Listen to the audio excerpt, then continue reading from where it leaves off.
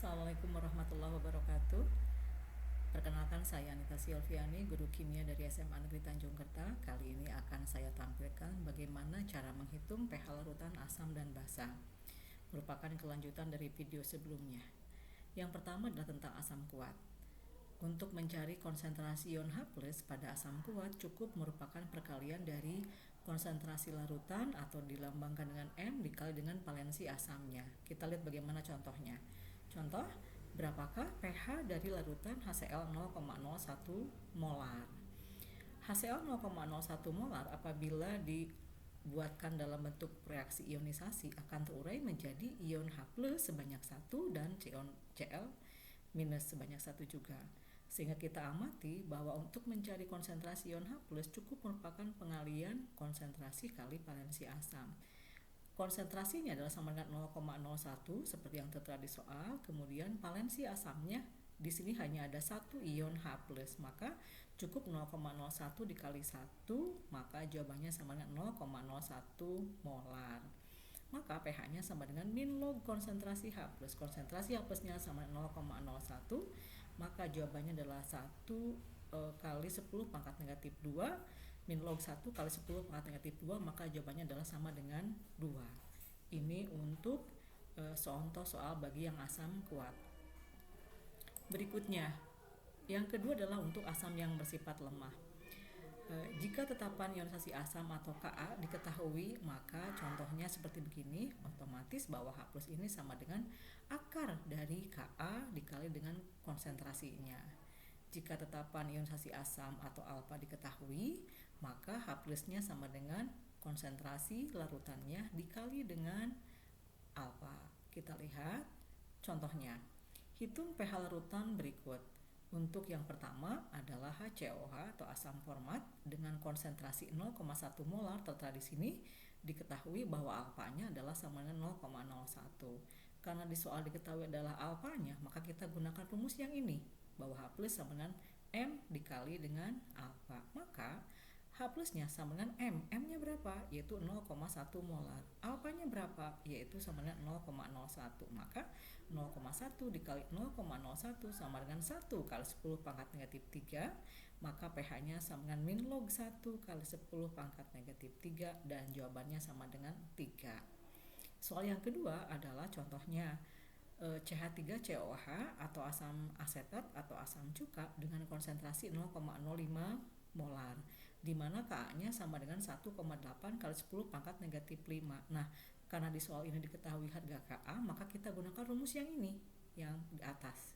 Maka H+ sama dengan akar dari Ka dikali dengan M, ya. Ka-nya berapa? Ya ini, yang 1,8 kali 10 pangkat negatif 5.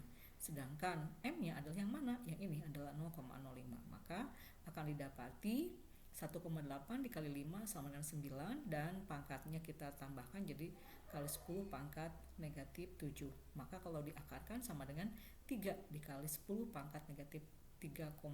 Maka pH-nya sama dengan yang pangkat ini turun ke bawah jadi 3,5 dikurangi log 3. Kemudian yang berikutnya, nah, bagaimana jika asamnya termasuk kategori polivalen, artinya ion H+-nya lebih dari 1, seperti halnya ada di sini, maka dia akan mengion secara bertahap. Contoh pada asam sulfat kita amati bahwa H-nya ada sebanyak 2.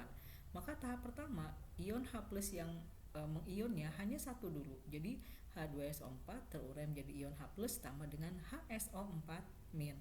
Kemudian ini yang HSO4- mengalami proses ionisasi pada tahap yang kedua, yakni menjadi ion H+ tambah dengan SO4 2 negatif. Dan konsentrasi ion H+-nya itu merupakan akar dari Ka yang pertama saja dikali dengan konsentrasi larutannya.